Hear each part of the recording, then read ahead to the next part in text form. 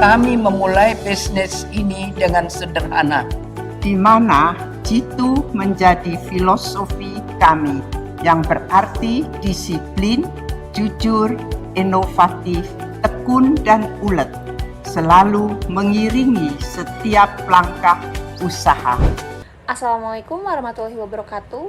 Om Swastiastu, Namo Buddhaya, Salam Kebajikan. Saya Revanela Zakia dengan NPM 2420441. Hari ini saya ingin memperkenalkan sosok perempuan yang pantang menyerah dalam bidang kecantikan. Berikut adalah profil singkat Martha Tilaar. Ia memiliki nama lengkap Dr. Martha Handana Tilaar yang lahir pada 4 September 1937 di Gombong, Jawa Tengah. Ia mengemban pendidikan di Institut Keguruan dan Ilmu Pendidikan Jakarta, kemudian melanjutkan studi di Indiana University Amerika Serikat dalam bidang seni dan kecantikan. Selanjutnya, ia memiliki perusahaan yaitu Martha Tilaar Group, bidang usaha, kosmetik, spa, perawatan tubuh, dan pendidikan kecantikan dengan filosofi Local Wisdom Global Brand yang mengangkat kekayaan alam dan budaya Indonesia dalam industri kecantikan. Martha Tilaar adalah seorang pengusaha sukses yang memiliki produk terkemuka yaitu Sari Ayu. Selain itu, Martha Tilaar juga mempelopori sebuah grup yaitu Martha Tilaar Group pada tahun 1970 dengan membuka sebuah salon kecantikan Martha di kediaman orang tuanya, Yakob Handana, di Jalan Kusuma Atmaja nomor 47, Menteng, Jakarta Pusat. Pada tahun 1970, Martha Tilaar memulai usahanya di garasi kediaman orang tuanya, Yakob Handana, di Menteng, Jakarta Pusat. Pada tahun 1972, pembukaan salon kecantikan kedua Martha Tilaar yaitu Martha Gria Salon di Menteng. Di salon inilah untuk pertama kalinya perawatan kecantikan tradisional berbasis tanaman herbal dan bisnis kecantikan dimulai. Pada tahun 1977, ia melakukan kerjasama dengan Teresia Harsini Setiadi yang merupakan pendiri KB Group. PT Martina Berto meluncurkan brand Sari Ayu sebagai produk kecantikan dan jamu modern. Pada tahun 1981, PT Martina Berto mendirikan pabriknya sendiri di kawasan industri Pulau Gadung sebagai pabrik pertama. Selanjutnya, pada tahun 1983, PT Martina Berto kembali mendirikan pabrik keduanya di Pulau Gadung. Dan di tahun yang sama, PT SAI Indonesia yang sebelumnya adalah PT Sari Ayu Indonesia didirikan untuk mendukung PT Martina Berto dalam mendistribusikan produk-produk kosmetiknya. Selanjutnya, pada tahun 1988 sampai 1990, PT Martina Berto melahirkan merek-merek kosmetika baru seperti Cempaka, Jamu Martina, Pesona, Biokos Martha Tilaar, Caring Colors Martha Tilaar, dan Belia Martha Tilaar. Pada tahun 1996, PT Martina Berto menjadi pabrik kosmetika pertama di Indonesia yang mendapatkan sertifikat mutu ISO 9001. Dan pada tahun 1999, Martha Tilaar Group membeli saham PT Martina Berto yang awalnya sempat dimiliki oleh KB Group sebagian, sehingga akhirnya PT Martina Berto sepenuhnya berada di bawah manajemen Martha Tilaar Group.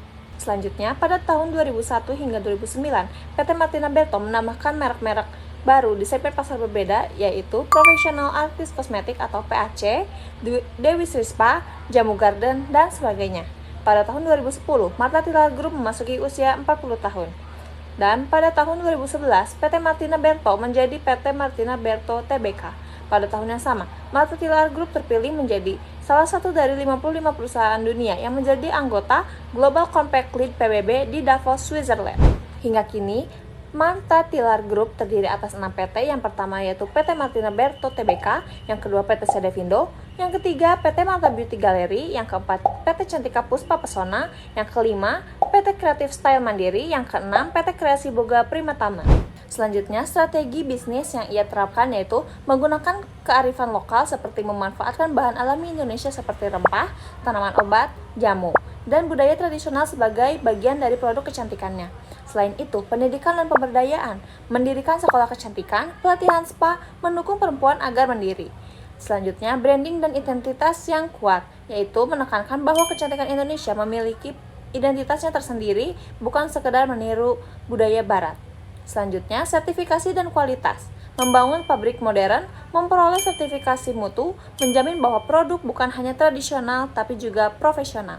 Selanjutnya, adapun tantangan yang ia hadapi seperti skeptisme terhadap bahan alami tradisional.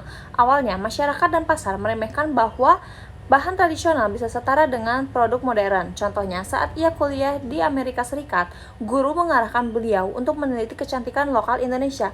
Selanjutnya, hambatan sebagai perempuan pengusaha. Perempuan kesulitan mendapatkan akses ke pembiayaan dan dukungan usaha. Martha pernah ditolak bank dan dianggap bahwa wanita tidak layak untuk usaha besar. Selanjutnya, persaingan dan perubahan pasar. Dari salon kecil ke perusahaan besar menghadapi persaingan merek internasional, perubahan teknologi, dan pasar global. Ini dapat disimpulkan dari perjalanan ekspansi bisnis. Selanjutnya, pentingnya kontinuitas dan adaptasi. Misalnya, pemimpin generasi berikut, adaptasi digital, dan memperbesar skala. Poin berikutnya yaitu dampak dan kontribusi ekonomi dan lapangan kerja. Dengan banyaknya salon, produk kosmetika, spa, dan sekolah kecantikan, Martha Tillaar Group menciptakan banyak kesempatan kerja dan bisnis bagi perempuan dan masyarakat lokal.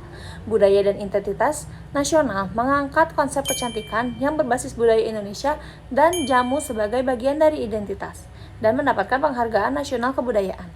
Selanjutnya, pemberdayaan perempuan melalui pelatihan, sekolah kecantikan, program untuk perempuan agar mandiri. Dan sustainable lingkungan, yaitu program Beauty Green, konservasi tanaman obat dari bahan alami. Alasan mengapa saya terinspirasi dari Martha Tillaar yaitu ia dapat membuktikan bahwa dari kantong kecil atau salon garasi bisa tumbuh menjadi perusahaan besar. Konsistensi dan visi jangka panjang itu sangat penting. Strateginya menunjukkan bahwa menggunakan kekayaan lokal seperti alam dan budaya bukan kelemahan, tetapi keunggulan yang kompetitif. Dan pemberdayaan sosial, bahwa bisnis juga bisa menjadi alat transformasi sosial, bukan hanya profit. Tantangannya perempuan, bahan tradisional, dan skala kepada global, menunjukkan bahwa keberanian dan keteguhan dalam nilai bisa membawa perubahan besar. Selanjutnya, pelajarannya yaitu mulai dari yang kecil, fokus pada kualitas, berpikir global tetapi loyal ke akal budaya, serta berinovasi sambil menjaga integritas. Sekian pemaparan dari saya, mohon maaf bila banyak kekurangan. Wassalamualaikum warahmatullahi wabarakatuh.